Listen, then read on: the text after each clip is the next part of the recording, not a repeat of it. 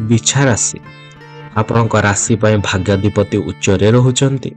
ଯାହା ଚାହୁଁଛନ୍ତି ତାହା ଆପଣମାନେ ପାଇପାରିବେ। ନୂତନ କାମ ପାଇଁ ପରିବାରରେ ଆପଣମାନେ ଆଲୋଚନା କରିପାରନ୍ତି। ଋଣ ପ୍ରତିଶୋଧର ଆପଣଙ୍କ ଚିନ୍ତା ବଢ଼ିପାରେ। ସମ୍ପର୍କ ରଖୁଥିବା ଆତ୍ମୀୟଙ୍କ ଉପରେ ଆପଣମାନେ ଦୁଃଖ କରିପାରନ୍ତି। ବ୍ୟବସାୟ ମନ୍ଦ ହେବ ନାହିଁ। ଦୈହିକ ସୁସ୍ଥତା ରହିବ ଏବଂ ସାଂସ୍କୃତିକ କାର୍ଯ୍ୟକ୍ରମକୁ ଆପଣମାନେ ଆହୁତ ହେବେ। ନିଜ ସ୍ୱାସ୍ଥ୍ୟକୁ ନେଇ ଅଧିକ ଚିନ୍ତା କରନ୍ତୁ ନାହିଁ। ରାଜନୀତିରେ ନୂତନ ସମସ୍ୟାରେ ଆପଣମାନେ ପୀଡ଼ିତ ହେବେ। ବଡ଼ ଭାଇମାନଙ୍କୁ ଭାବିଚିନ୍ତି କଥା କୁହନ୍ତୁ। ଆପଣଙ୍କ ସକାରାତ୍ମକ ବିଚାରରେ ଲୋକମାନେ ପ୍ରଭାବିତ ହେବେ। ମହିଳାମାନେ ପରିବାରରେ ପୁଷ୍ଟି ସାଧନ ପାଇଁ ଆପଣଙ୍କ ପ୍ରୟାସ କରିପାରନ୍ତି।